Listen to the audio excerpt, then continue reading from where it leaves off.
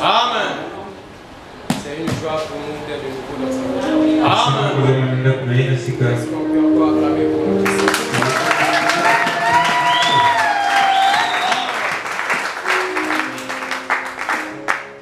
Sans plus tarder, nous allons continuer. Ce qui nous a emmenés ici, c'est la parole.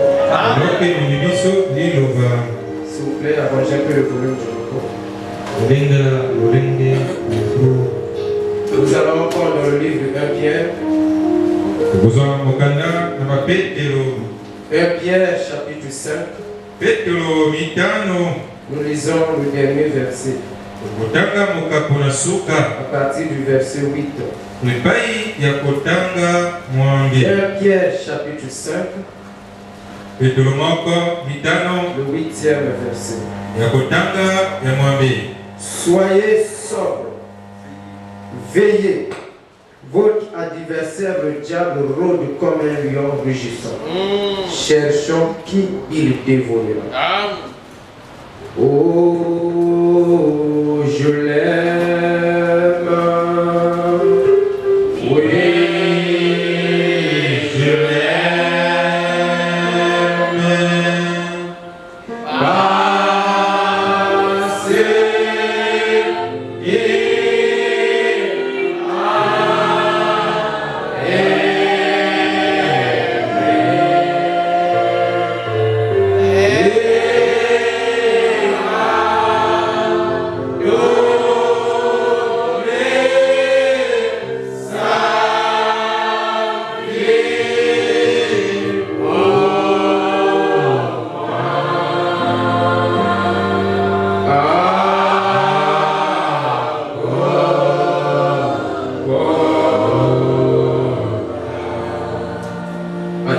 Passez et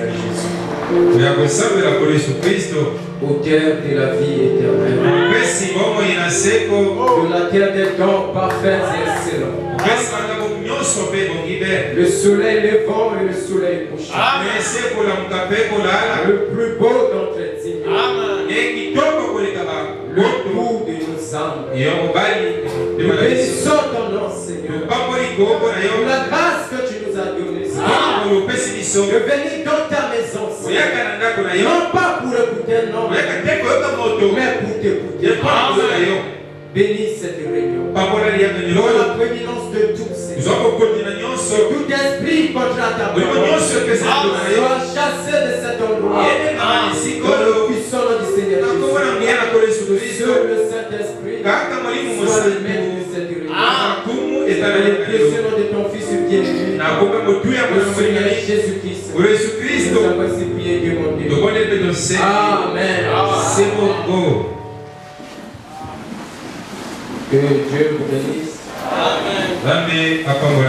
Que Dieu vous bénisse. C'est une joie pour nous d'être dans sa maison. Et comme je vous le dis souvent, que le seul endroit où le poisson se sent à l'aise, c'est dans l'eau. Amen. Si vous prenez un poisson et vous l'emmenez hors l'eau, le poisson va mourir. Parce que l'eau, c'est le milieu approprié pour sa survie. Et le seul endroit où les enfants de Dieu se sentent à l'aise, c'est lorsqu'ils sont dans la présence de leur Père. En dehors de cette parole, il n'y a pas la vie. Voilà pourquoi le cœur d'un croyant, doit être dans la joie lorsqu'il vient écouter la parole. Voilà pourquoi David disait, mon âme est dans la joie lorsqu'on dit allons dans la maison de l'Éternel. C'est là où nous avons la réponse à tous nos problèmes. Que Dieu vous bénisse richement. Et ce soir, nous n'avons peut-être pas grand chose à vous donner. Mais si j'ai trouvé grâce à vos yeux, je sais que j'ai trouvé grâce aux yeux de Dieu. Et si je peux trouver aussi grâce à vos yeux, accordez-moi votre attention. Amen.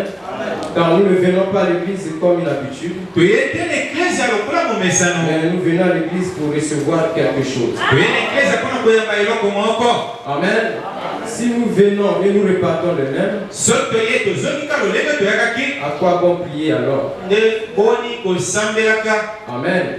Donc si nous venons à l'église, c'est pour recevoir quelque chose. Voilà pourquoi s'il y a un lieu où nous devons beaucoup plus donner notre attention, c'est lorsque nous trouvons à l'église devant la parole. Et nous aussi les prédicateurs, lorsque nous nous tenons devant vous, et s'il y a un lieu où le prédicateur doit être beaucoup plus sincère, c'est lorsqu'il se trouve devant le peuple de Dieu. Alors il dit que lorsqu'on vous donne une petite goutte du sang de Jésus, il dit vous allez marcher avec beaucoup d'attention pour que ce sang-là ne puisse pas se renverser. Et voilà, il dit que lorsque nous nous tenons devant vous, nous nous tenons devant ceux qui sont plus chers que le sang de Jésus. Voyez-vous, vous avez plus de valeur que le sang de Jésus. Et s'il y a un lieu où nous devons être très honnêtes, c'est lorsque nous sommes en face de vous. Nous parlons ce soir sur la vigilance. La vigilance. Frère Madame, il dit ceci. Dans le den de Satan. Le paragraphe 14. Écoutez ceci. Alors maintenant, considérons ce grand. Et pendant quelques minutes, ce grand jour de péché où nous vivons maintenant, je vous ai demandé de m'accorder votre attention. Je ne crois pas qu'il y ait jamais eu un jour, qu'après tout ce que j'ai lu de l'histoire, il n'y a eu des jours de plus grande persécution où partout les enfants de Dieu étaient mis à mort. Mais de voir la tromperie de l'ennemi, jamais nous n'avons connu un jour comme celui où nous vivons maintenant. C'est le jour où la ruse et la tromperie sont plus fortes que jamais. Et les croyants disent Amen. Il y a eu des grands jours de l'histoire où la ruse du diable était élevée, où la tromperie du diable était élevée. Mais voilà tout le jour dans lequel nous vivons, il n'y a jamais eu un jour comme celui-ci. La ruse du diable a atteint un niveau très avancé. La tromperie du diable a atteint un niveau très élevé. Écoutez ce que faut voir. Et quand je vois ça, ce qui me vient à l'esprit, c'est que le chrétien doit être plus vigilant aujourd'hui. Il ne l'a jamais été dans aucun âge. Oh, que le Fils de Dieu. Ceci est très fondamental. Nous venons à l'église, c'est pour un but. Amen, l'église. Nous venons à l'église pour un but. Et lorsque nous constatons ce qui se passe, avant de venir, j'ai lu Frère Branham. Frère Branham dit que l'enfer sera rempli des membres d'église. Je répète. Frère Branham dit que l'enfer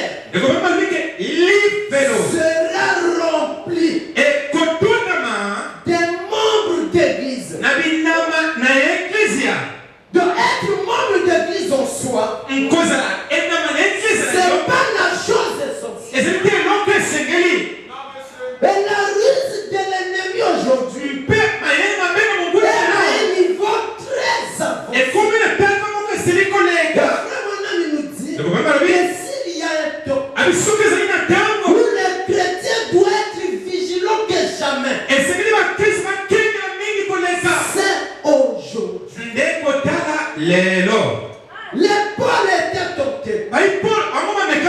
Les Jacques étaient tentés. Les Irénées étaient tentés. Mais le niveau de la tentation aujourd'hui est très avancé. Car nous sommes arrivés à la plénitude des temps. De la même manière que Dieu s'est manifesté pleinement, le diable aussi se manifeste dans sa plénitude. De la même manière que vous croyez que Dieu s'est fait chair et accompli ses promesses, le diable aussi s'est fait chair. Il porte les vestes, il porte les jupes, et le diable roule dans les voitures. Et la femme la plus dangereuse du diable, c'est lorsqu'il devient religieux. C'est la femme la plus élevée de Satan. Madame dit que si nous l'appelons séducteur, parce qu'il est religieux. Écoutez l'église du Dieu. Mais maintenant, la ruse du diable maintenant, c'est de vous faire croire. C'est de faire croire aux gens qu'ils sont chrétiens alors qu'ils ne le sont pas.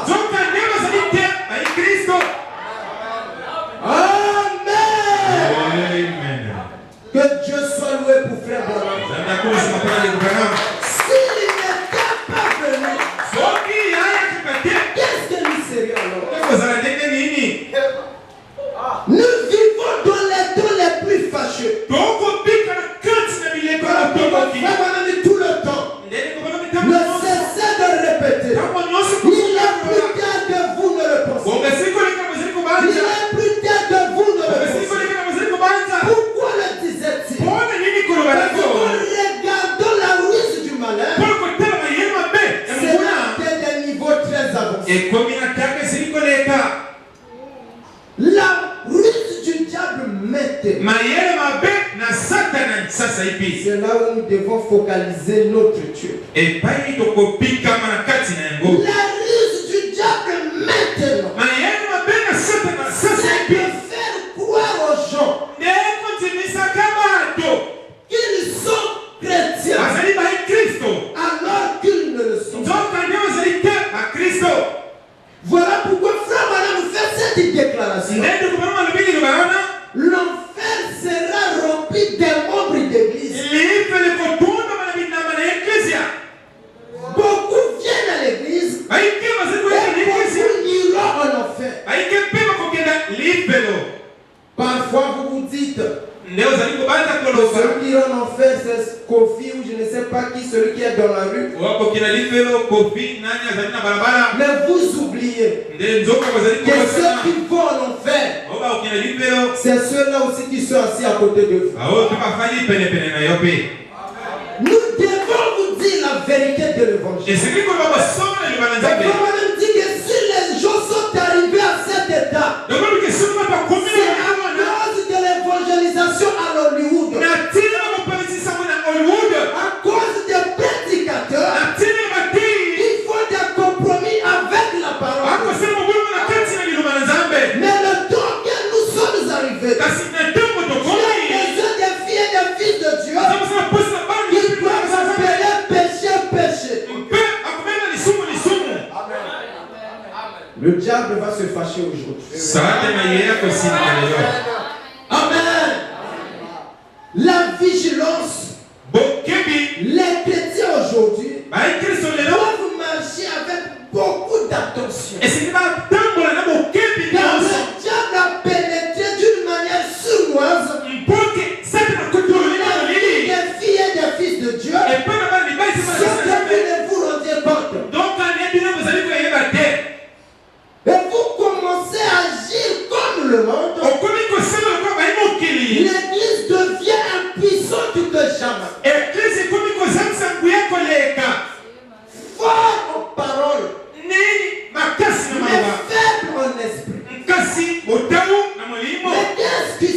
grâce. Alors que la Bible déclare que Jésus-Christ est le même hier, aujourd'hui, éternellement.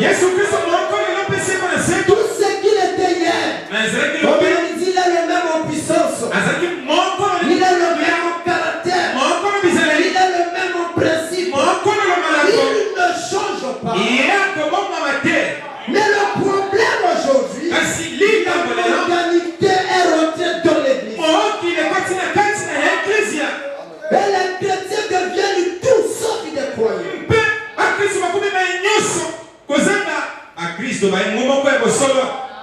Être membre de la moisson, avoir son nom sous le registre, c'est une bonne chose. Mais le souci de Dieu, c'est pas d'abord ça. Mais c'est que vous soyez membre du corps de Christ. Et comment entrer dans le corps de Christ? C'est par le baptême du Saint-Esprit. La ruse du diable maintenant, c'est de faire croire aux gens qu'ils sont chrétiens. Pendant que nous lisons ceci, que chacun de nous se regarde au travers du miroir appelé la parole. Église du Dieu vivant. Chacun de nous est appelé un jour à quitter ce monde. Mais vous serez en face de cet ennemi commun appelé la mort. Mais qu'est-ce que vous allez devenir? La vie éternelle, c'est cette parole. Et s'il y a un temps où vous devez écouter et appliquer la parole, c'est maintenant. Ne faites jamais semblant, église. S'il n'y a rien en vous, il n'y a rien. Quand Paul est arrivé à Antioche, lorsqu'il a posé la question, avez-vous reçu le Saint-Esprit? Depuis que vous avez cru, ils étaient sincères. Nous ne savons pas, c'est quoi aussi le Saint-Esprit? De quel baptême avez-vous été baptisé? Les frères étaient honnêtes. Ils n'avaient rien dans leur cœur. Et c'est la même question. On te l'a posée ce soir. Quelle sera ta réponse? Maintenant. La ruse du diable maintenant, c'est de faire croire aux gens qu'ils sont chrétiens alors qu'ils ne le sont pas. Ma soeur, je vous pose une question. Êtes-vous chrétien? Mon frère, je vous pose une question. Êtes-vous chrétien? Amen. N'ayez pas honte. Mais c'est qui un chrétien? Amen. Faut maintenant me dire que être converti ou être chrétien, c'est avoir le Saint-Esprit en vous. Et faut maintenant dire que c'est quelque chose qui se passe entre vous et Dieu. Lorsque vous seul vous connaissez. Quelque chose qui vous fait passer de la mort à la vie. Une vie qui se trouve en vous. Et cela change votre manière de penser. Cela change votre manière de marcher. Cela vous fait passer d'un païen à un chrétien. Les frères Branham déclarent, si la vie de Christ est en moi, cela me fera faire les œuvres de Christ. Amen. Mais regardez votre façon d'être. Alors que la Bible nous dit, la Bible nous avertit, soyez sobre, veillez. Votre adversaire connaissez le diable. Frère Branham dit, sachez que Satan ne vous aime pas. Mettez cela dans votre esprit. Que lorsque vous devenez chrétien, tous les canons de l'enfer se braquent contre vous. Et s'il y a quelqu'un qui doit être vigilant, il doit être prudent, marcher avec attention. Faire attention à tout ce qui est autour de lui. C'est le chrétien. Vous avez un ami qui ne vit pas la parole, éloignez-vous. Les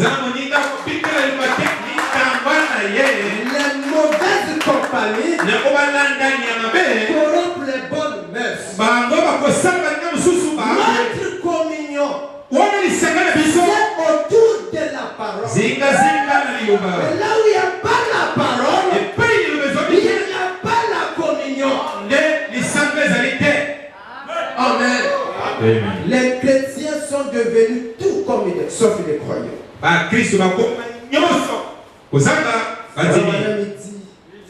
C'est ça ce qui arrive. Vous n'avez pas à sceller. C'est un jour de plus grande ruse qu'à l'époque. Alors il fallait sceller son témoignage en lui laissant sa vie. Le diable a tendu tous ses pièges les plus subtils. C'est un trompeur. Et Jésus nous a dit dans Matthieu 24 ce qui lancerait du jour où nous vivons. Le jour le plus trompeur qu'il n'y ait jamais eu. Dès le mot proche, que cela séduirait même les élus de Dieu. S'il lui était possible de les séduire. Donc le temps est très mauvais. Le diable peut imiter beaucoup de choses. Surtout dans les domaines religieux. Faites très attention. On dit que Satan peut imiter Jésus presque à la lettre.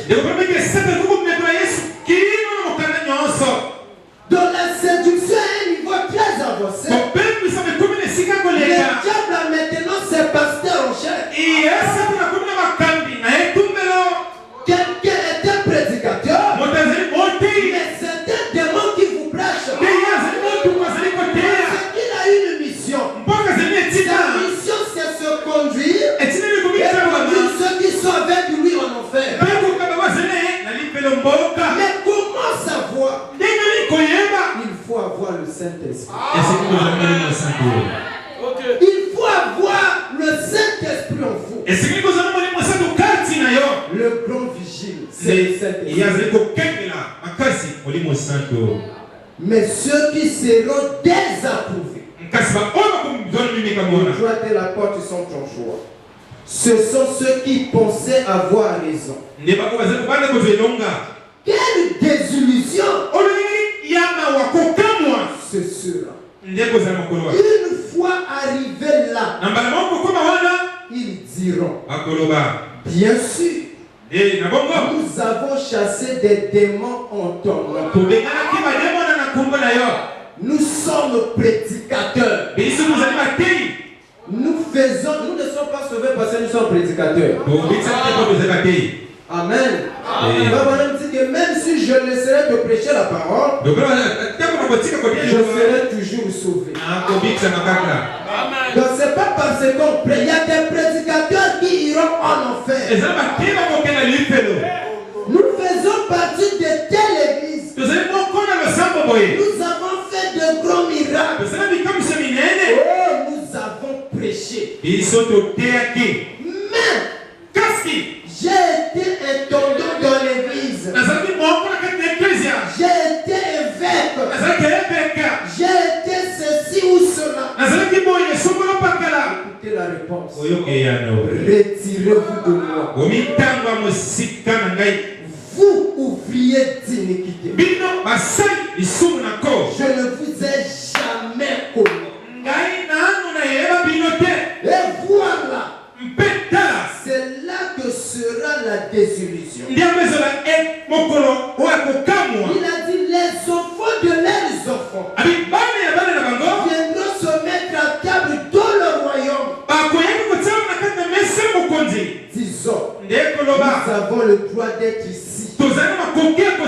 Et ils seront jetés dans les ténèbres du dehors, où il y aura des pleurs, des gémissements, des gémissements de temps. Mais toi de la porte, resserrez le chemin. Il mène à la vie. Il y en aura peu qui le trouveront.